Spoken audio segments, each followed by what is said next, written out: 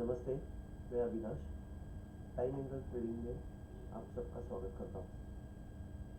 आज bank Nifty का मैं डेली चार्ट में आपको एक्सप्लेन करता हूँ।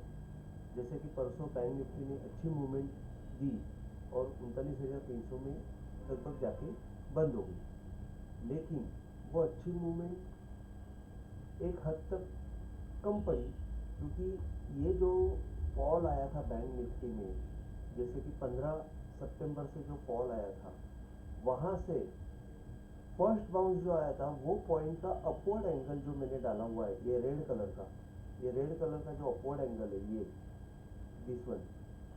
सो ये अपवर्ड एंगल का प्राइस जो था वो अंदाज से 39,700 था, उसके ऊपर जाके क्लोज करना चाहिए था, लेकिन अनफॉर्चुनेटली वो उतना मोमेंटम नहीं पकड़ पाई बैंक निफ्टी, और क्लोजिंग थोड़ा सा जाते जाते नीचे देखी गई।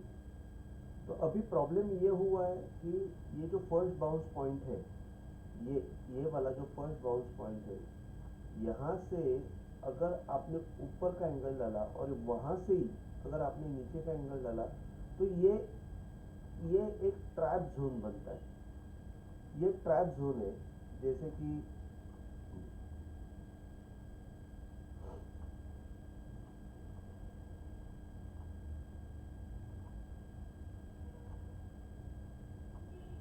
ये एक ट्रैप जोन बनता है। अब ये ट्रैप जोन जब तक क्लियर नहीं होता है, तब तक बैंक निफ्टी में अपवर्ड मोमेंटम नहीं है।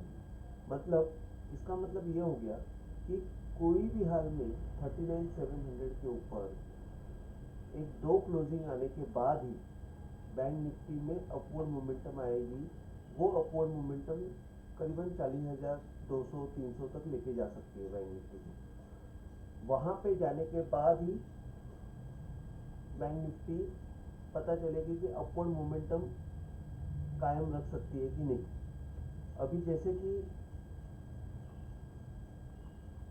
मैंने ऊपर से ये पॉइंट से, जैसे कि टॉप जो बना था वहाँ से मैंने ये गैंगफैन डाला है। गैंगफैन का ये जो पॉइंट है 1/8 का, यहाँ पे लिखा हुआ है 1/8 का जो एंगल है, वो जब तक क्रॉस नहीं होता है तब तक तो तेजी इनिशिएट होने वाली नहीं है। एक मतलब ये जो फॉल है उसको कवर करने की कोशिश अब तक नहीं हुई है। 40,200-150 के बाद ही कहीं जाके, उसके बाद ही हमको पता चलेगा कि ये टॉप क्रॉस करने के लिए काबिल है कि नहीं। एक्चुअली उसके बाद जब ये 1/4 एंगल क्रॉस होगा, तब जाके हमको गारंटी हो जाएगी कि अभी ये टॉप क्रॉस करने का चांस है। लेकिन अभी 1/4 एंगल तो बहुत लंबा है, 1/8 एंगल भी लंबा है। तो इसका मतलब ये है कि अभी टाइम बहुत है कि बैंक निफ्टी में मोमेंटम के लिए शायद यहाँ पे एक साइडवेज मोमेंटम आ सकता है, शायद यहाँ पे रेजिस्टेंस लेके बैंक निफ्टी अगेन नीचे की तरफ जा सकता है। तो अभी भी सिनेरियो डाइसी है।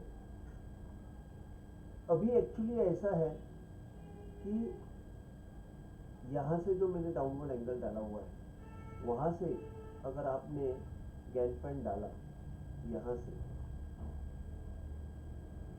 से अगर मैंने गैंगफैन डाला, तो उसका 1/8 भी अचीव नहीं हुआ है। तो ऊपर की तरफ भी वो जा नहीं रहा है और नीचे की तरफ भी जा नहीं रहा है। तो अंदाज से 38,300, 38,200 या 37,900 ये लेवल अभी भी अचीव होना बाकी है। शायद या तो उसने ऊपर जाके वो क्लियर किया तो बहुत अच्छा होगा, नहीं तो अगर वो क्लियर 37,900 ये जोन अगर क्लियर नहीं कर पाया, तो ये दो जोन वापिस हमको देखने को मिल सकते हैं। ये मैंने डेली के चार्ट से आपको बताया हुआ है। अभी हम लोग 5 मिनट के ऊपर जाके मैं एक्सप्लेन करता हूँ कि 17 तारीख को क्या हो सकता है। अभी ये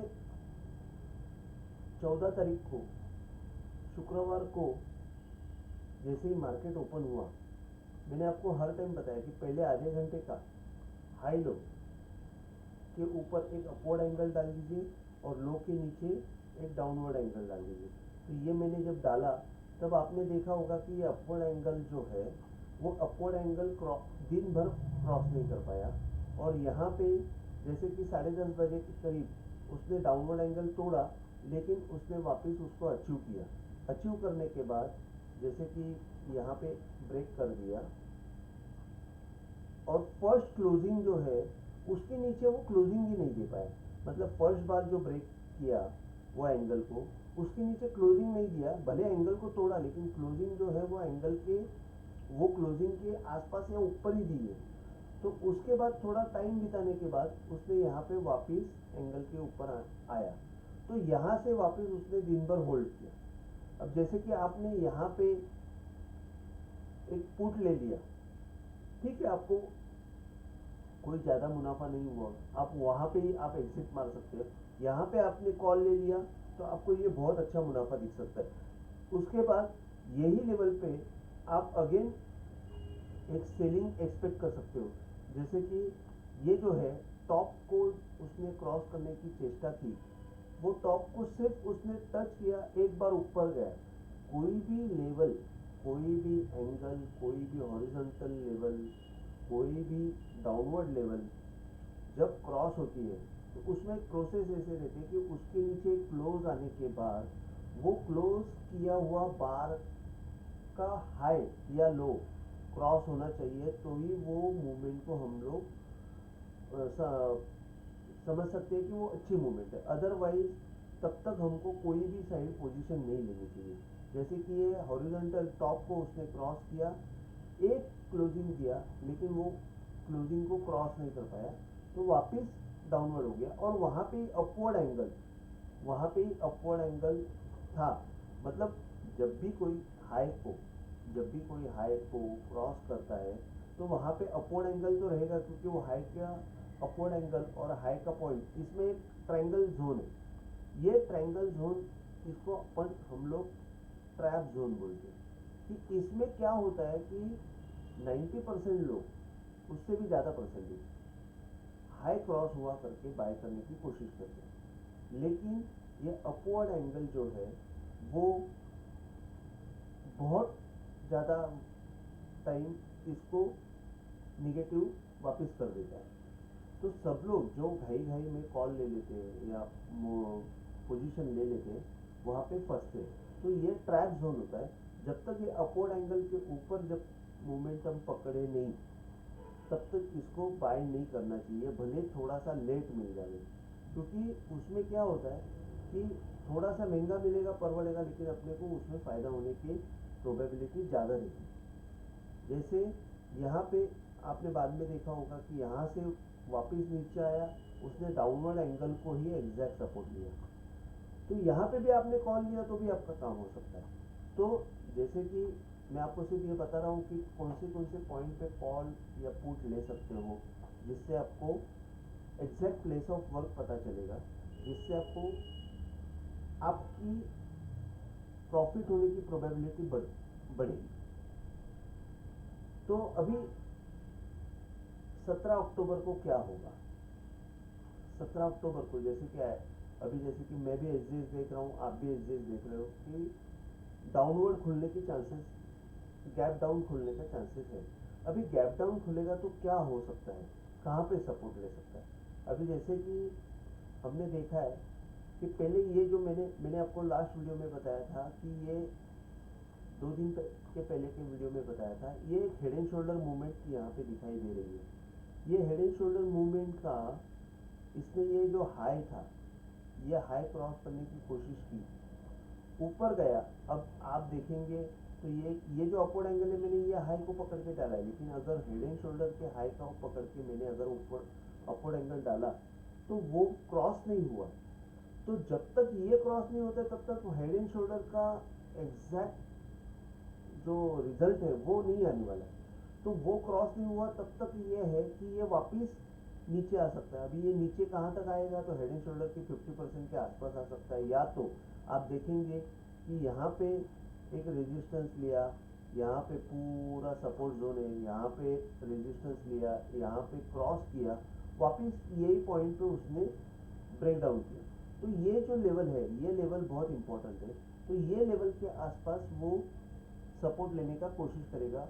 अब ये लेवल क्या है, तो ये लेवल है अंदाज से 38,900, ये सपोर्ट का जोन रहेगा।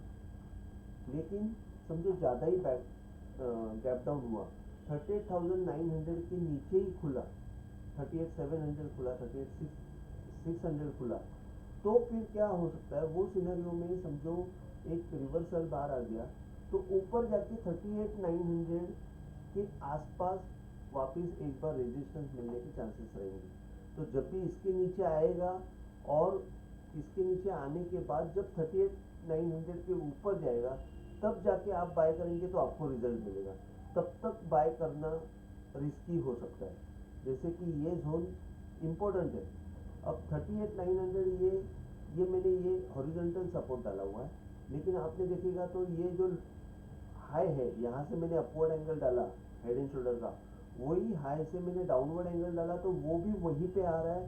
प्लस ये जो लास्ट हाई था, परसों का लास्ट हाई, मतलब 13 तारीख को उसने लास्ट हाई बना के जो नीचे क्लोज किया था, वो हाई का अगर अपवर्ड एंगल डाला तो वो भी वही बता रहा है।